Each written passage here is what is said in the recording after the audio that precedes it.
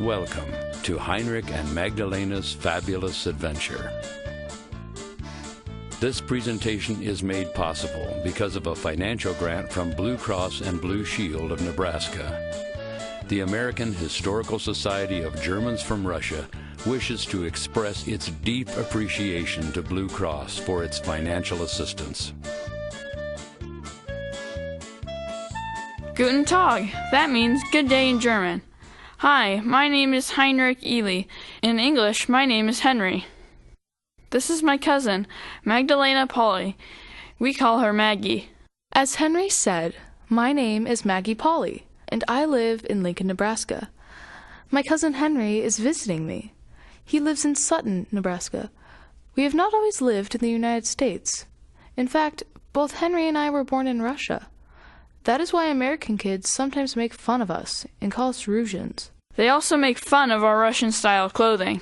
However, we are not Russians. We are Germans who lived in Russia before coming to the United States. We prefer to be called German Russians or Germans from Russia. You see, our grandfathers and great-grandfathers were invited by Catherine the Great, the ruler of Russia, and her grandson, Tsar Alexander I, to come and settle on the native Russian prairie. Most German settlement in Russia occurred between 1763 and 1820. Settlement occurred in 5 major areas.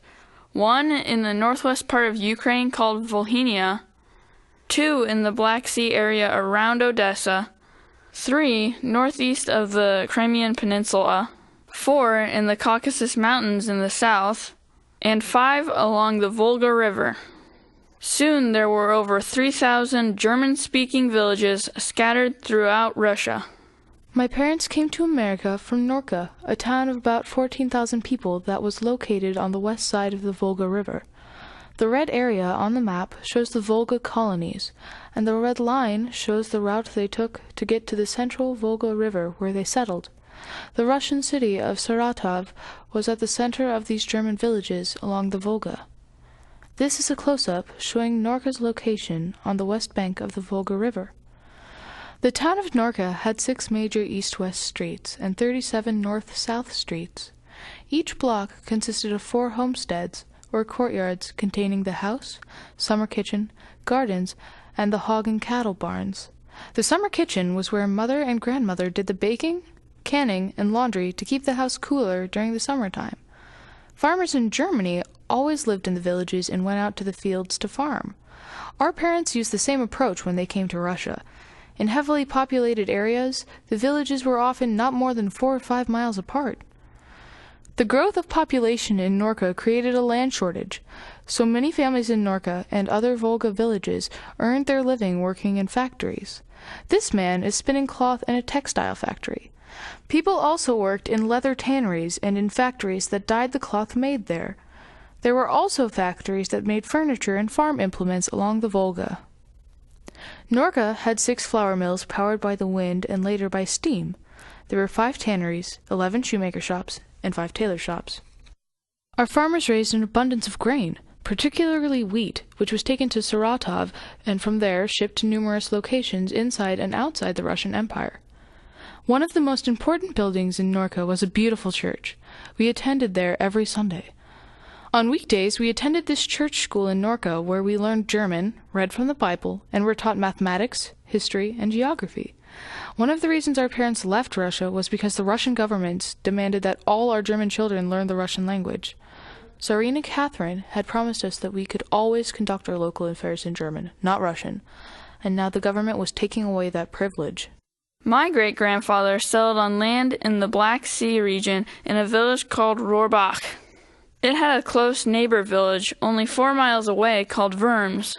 The Black Sea shoreline was a rich farming area with good soil. The main crops were wheat and raising sheep. Many of the Black Sea farmers became wealthy and were able to build large country houses. As in most German-Russian towns, the church was the most important building in the community and usually stood at the center of the town. At school, we were taught German, studied the catechism, and other academic subjects.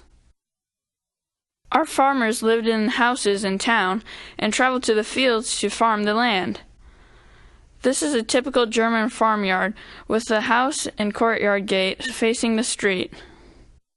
Notice the buildings to house the farm animals, and the place at the back of the farmstead where the grain was stored in stacks until it could be threshed. Since there was little wood on the Russian steppe, we burned dry manure in our stoves. It was spread on the ground, pressed with the threshing stone, and when dry, cut into squares and then stacks for later use. These workers are stacking the dry manure to be used later for fuel. This photo shows what a farmstead looked like. The farmyards were side by side along the street surrounded by walls. Horses were the main means of transportation and provided power for farming. My dad was particularly proud of our horses. Before the wheat could be planted, the steppe or prairie had to be plowed. This is hard work for the horses and men. One of my jobs was to currycomb and feed the horses after they had spent the day in the field. I was also responsible for gathering eggs and milking cows. In some parts of Russia, we used camels to pull our wagons and buggies. When it was time to harvest the grain, it was cut by hand with a scythe and stacked at the back of the farmyard. Later, grain was cut by a machine called a binder. Then it was tied together in shocks. 3 or 4 wheat bundles were then turned upright so the grain could dry before threshing. This was called a shock. That was one of my jobs at harvest time. Being out in the sun all day was hard, hot work. The grain was treaded out or threshed by driving horses, and the threshing stone over the grain that had been spread out on the threshing floor. This is a close-up of the threshing stone. Before we left for America, some villages had purchased a threshing machine. It made the job much easier, and the grain was threshed much more quickly. I was responsible for carrying water to the workers, who threw the shocks of grain into the hopper of the giant machine, which was powered by a huge steam engine. In the Black Sea area where I lived, the threshed grain was sacked, loaded onto wagons, and hauled 60 miles to Odessa, the major port on the Black Sea. There it was marketed, and much of it was ground into flour. Grain wagons traveled in large caravans to prevent being robbed by bandits. When I was 5, my father let me ride along on the wagon. It took several days to reach Odessa, and we slept out on the ground under the stars. After we sold our wheat, my father bought some supplies for Mother that could not be purchased in our local villages of Rohrbach and Worms. Harvest time meant that fall and winter were not far away. Russian winters were cold, and wild wolves roamed across the steppe or Russian prairie. It was dangerous to travel in winter. Father always carried a gun when he was out on the steppe in winter. Because of the snow, most travel was done by sleigh pulled by horses. The troika, or 3-horse hitch, was a popular way to tow a sleigh. Look at the clothing worn by the men in this picture. They are putting up hay for the livestock. We wore caps, belted tunics, or long shirts, sometimes brightly colored, dark pants, and tall boots. During the cold Russian winter, we wore long sheepskin coats and tall knee-high boots made of felt to keep our feet warm. The men in this photo are wearing their Sunday best, clothes that we wore to church, to weddings, and funerals. My mother and most women wore kerchiefs both for working and for dress-up. Aprons were also popular.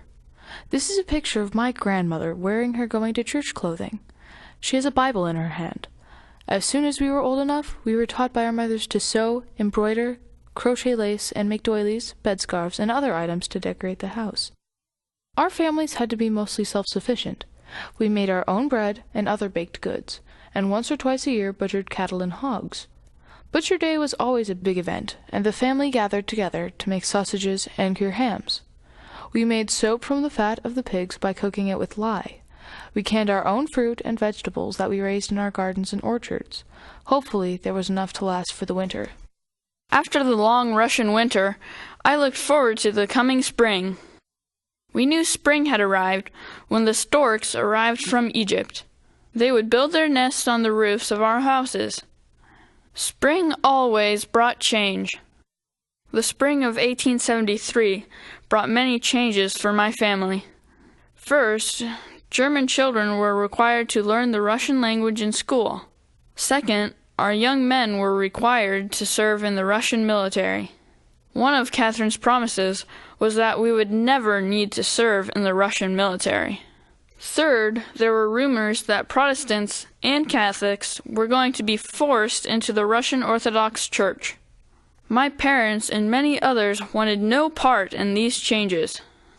Because of the changes being considered by the Russian government, many people in Worms and Rohrbach decided to move to America. Plans were immediately made to immigrate to the United States. My father sold our land and farmyard, and we used the money to travel to America. One of my older brothers, who remained behind in Russia because he was married, was eventually drafted into the Russian army. This is his picture. We never saw him again. My family decided to come to Nebraska because the railroads being built there, the Union Pacific and the Burlington, had received much land from the federal government. They needed to sell the land in order to have money to build these railroads. This map shows the land, the green area which follows the Platte River, given to the Union Pacific by the federal government. The pink areas belonged to the Burlington and included every other section, or 640 acres, in a checkerboard fashion. The Burlington Railroad sent posters to Russia written in the German language advertising the land for sale. Father saw one of these posters in Odessa when he went there to sell our wheat crop. Soon, schoolmasters in the German villages had copies of these posters. Many families decided that Nebraska would become their new home. A large group, nearly 55 families in all, left Worms and Rohrbach in the spring of 1873. Our route took us by train across Germany to Berlin, and then to Hamburg, a port city on the Baltic Sea. In Hamburg, we boarded a steamship and sailed to England. After leaving England, however, we encountered a severe storm at sea, and the propellers on the ship were broken. We were forced to return to England and take another ship.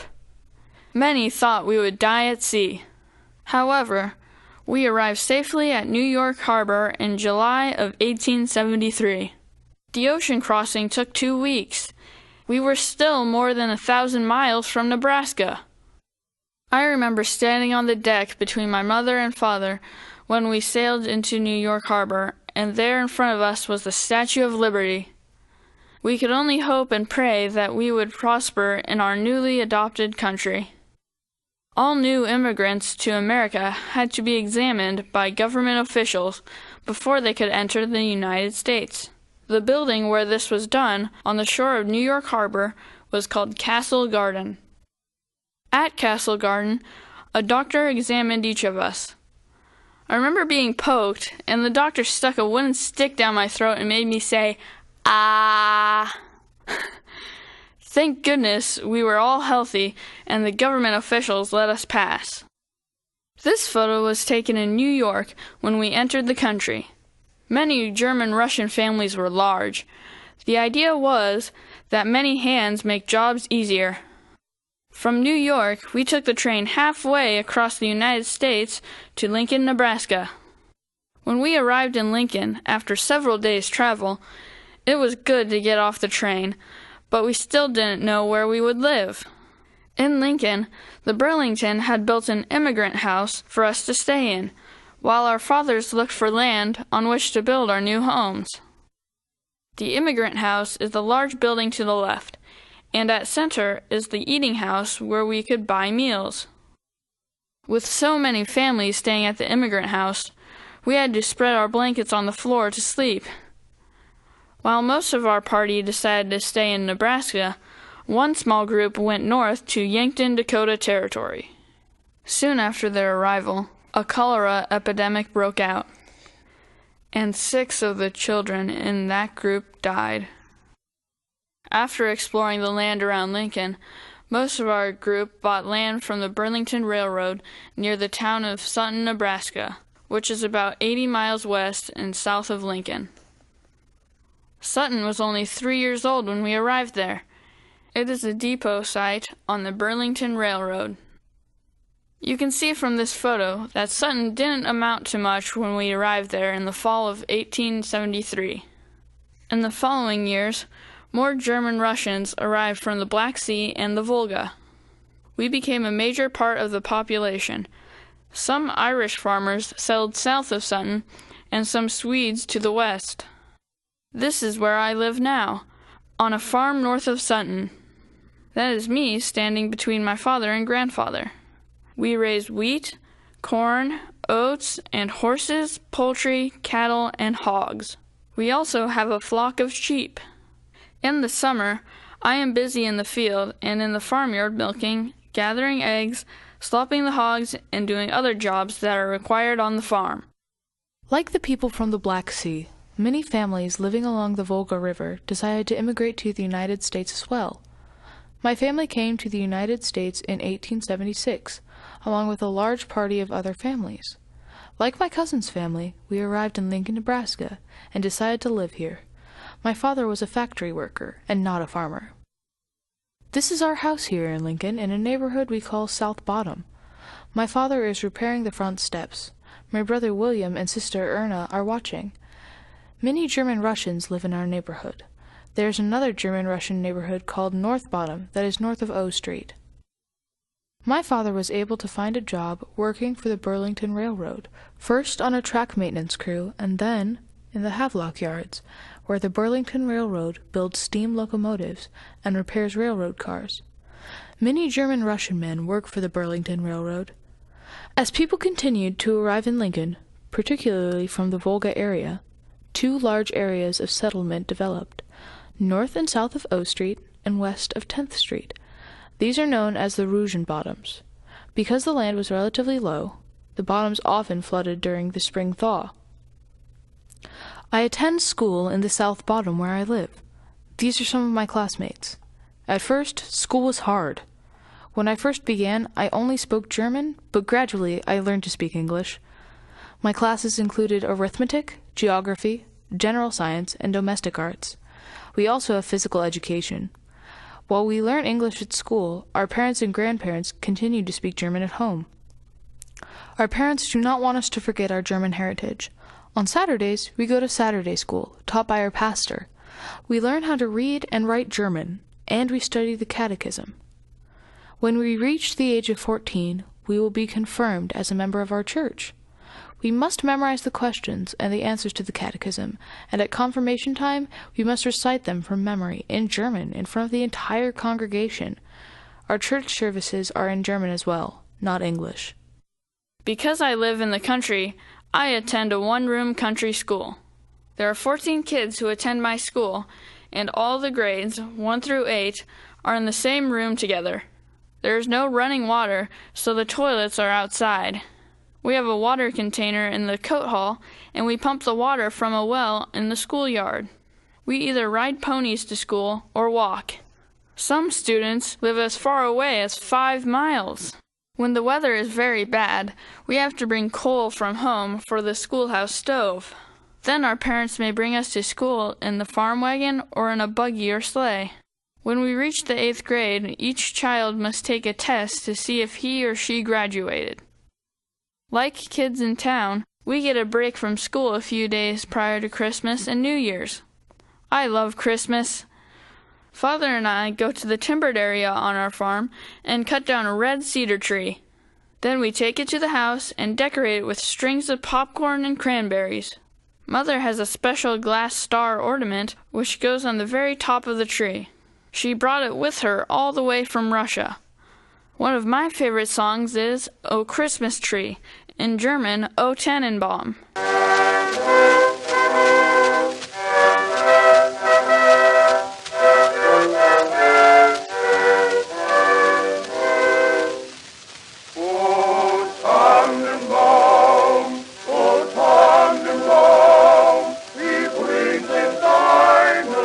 Blätter, du bringst ihn zu entire family gets into our buggy, and we head for our Reformed church in the country about 5 miles from our farm.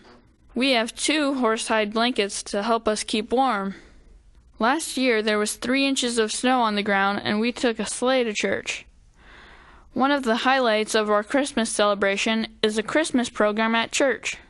We sing Stille Nacht, Silent Night in English, and other German Christmas carols.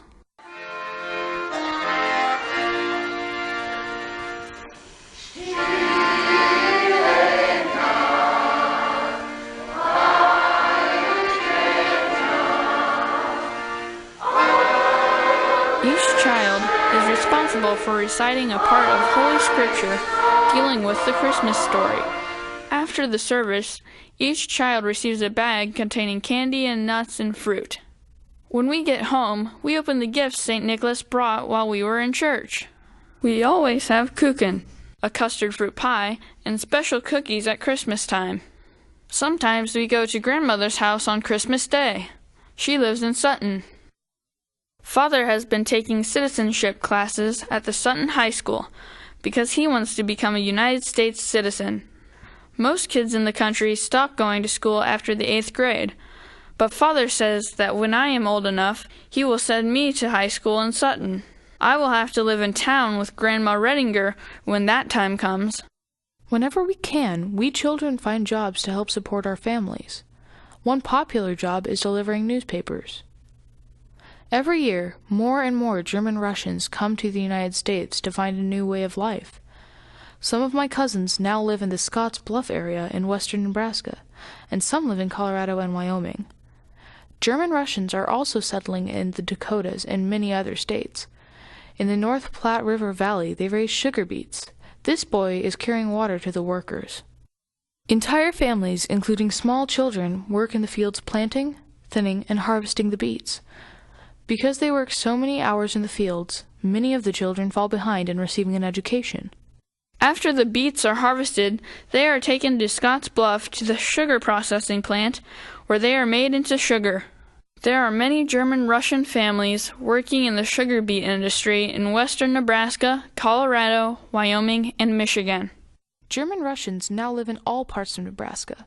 The largest number live in the Lincoln area. More than 30,000 German Russians are now living in Nebraska. German Russians also now live in many of the Great Plains states. The heaviest population is in North Dakota, followed by Kansas, South Dakota, and Nebraska. Next week, our family will go to Sutton to be sworn in as U.S. citizens. America is our country now. While Mother and Father still talk about our former home in Russia, we are so thankful to be in America. Here we can practice our religion without interference and vote for who we want to. After we become citizens, we will be eligible to vote for our leaders, including the President of the United States. In Russia, we can only vote for our local leaders. The more we learn about our new country, the more we know how beautiful it is. We are so thankful that our parents decided to leave Russia and come here to live. Thank you for coming along with us on our fabulous adventure.